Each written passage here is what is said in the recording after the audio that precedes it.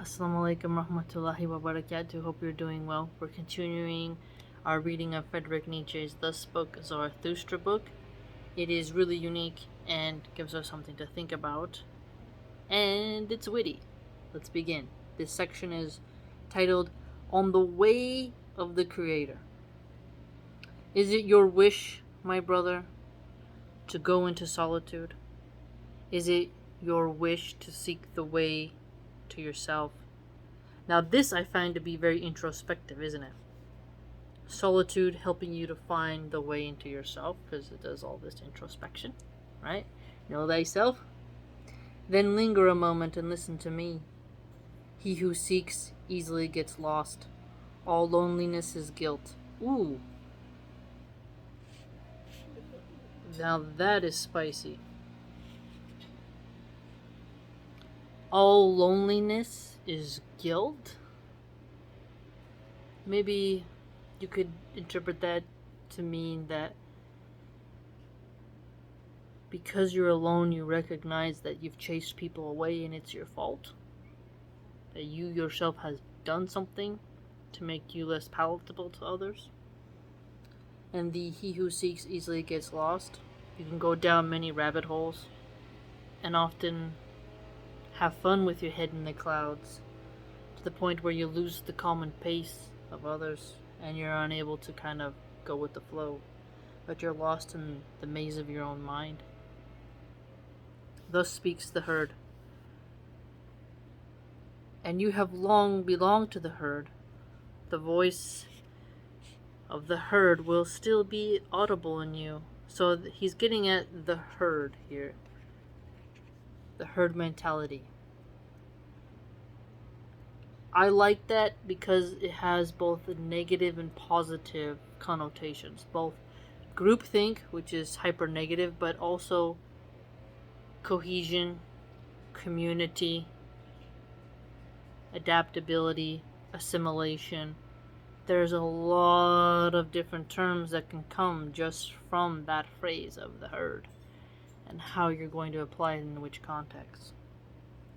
And when you will say, I no longer have a common conscience with you, it will be a lament and an agony. So here he's contending that once someone breaks from the herd and they don't have this similar consciousness, they'll bemoan it and they'll have pain from it. Behold, this agony itself was born of the common conscience. Common conscience. So I believe that'll also be his synonym for the herd mentality. And the last glimmer of that conscience still glows on your affliction. Notice that. So the common conscience glows on his affliction. Glows on your affliction. Last glimmer. Glowing on your affliction. That is some unique writing right there. But do you want to go the way of your affliction, which is the way to yourself? So, the way to yourself is experiencing the affliction. Then show me your right and your strength to do so.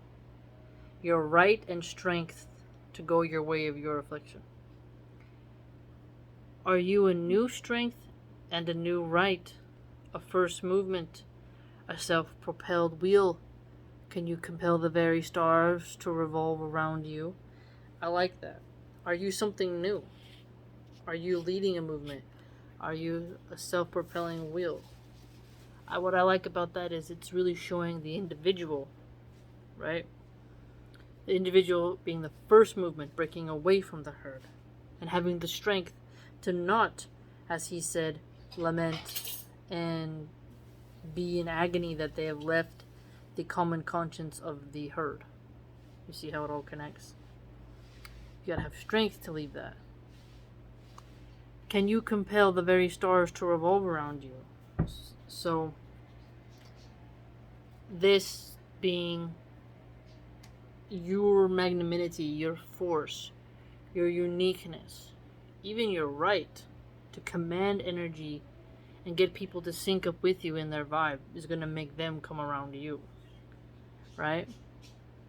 If the stars are revolving around you, you're not the star. You're the planet. You see? You're the whole, Milky Way. If they're the ones navigating around you, you're the one there. You're either the sun or the moon or some large body that isn't among the stars. Even though they technically say the sun is a giant star, so that could depend on how you view that. Alas, there is so much lusting for the heights. There are so many convulsions of the ambitious. Convulsions of the ambitious. Show me that you are not one of the lustful and ambitious. Alas, there are so many great thoughts which do no more than a bellows. They puff up and make emptier. You call yourself free. Your dominant thought I want to hear, and not that you have escaped from a yoke. Are you one of those who had the right to escape from a yoke? Now here he's really interrogating them. You call yourself free? Asking to hear their dominant thought.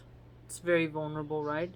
To reveal your inner thoughts, because then you'll be subject to critique. And then escaped from a yoke. The yoke is a device that you put on an ox. So when you have a yoke on you, usually you're pulling a heavy load and someone's whipping you and has the control over your trajectory. Now, he mentions here, are you one of those who had the right to escape from a yoke? So he contends that some people should remain in the yoke and they don't have a right to leave it. There are some who threw away their last value when they threw away their servitude. Oh my goodness. That really can make you think of the slaves. Because your value is in your servitude. And if that's all you have and you got rid of your servitude, what value do you have? Your value is to serve. That is spicy. Free from what? As if that mattered to Zarathustra. But your eyes should tell me brightly, free for what? So we have from, and we have for.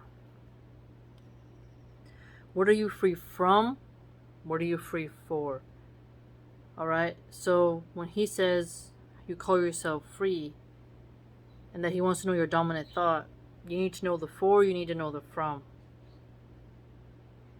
Can you give yourself your own evil and your own good and hang your own will over yourself as law? Now here we're getting at something very interesting. Hang your own will over yourself as a law. There's a dualistic nature here going on.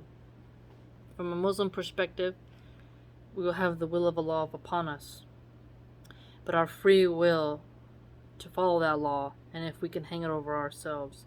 From an atheistic perspective, you would see that they would take their desire, their will to navigate themselves via their own moral compass through life, and if they have what it takes to do so. As a Muslim, we would say take the faith as your compass and have that as a will over yourself to control your nafs, to control your inner indulgences, to really work on it and to do better. Okay, now we see, can you be your own judge and avenger of your law? Now, your own judge and avenger of your law shows you the might, the avenger of your law. If someone breaks that code, are you able to fix it? And can you be your own judge? It's fascinating. As a Muslim, we would say you have your parameters. Don't transgress the law. Don't go farther than what is permitted, and judge by what the Prophet, peace be upon him, brought. Now, you do have some self-introspection that's going to go there, and that's very important. But do you have something to judge the situation like you have your theological knowledge, and you're judging it, and you're trying to learn, and then you go to a sheikh, and you're like, okay, do I have what it takes? You could see this in multiple ways. terrible it is to be alone with the judge and an avenger of one's own law. Thus is a star thrown out into the void and into the icy breath of solitude. The icy breath of solitude. That is very, very tense way to put it, but very poetic nonetheless. A star thrown into the void. I find that to be very, very interesting. Okay, we'll leave it there. I'm gonna go check on the little one. And if you'd like to join my blog, it's www.subscribestar.com/MilahanArchive. Hope to see you there.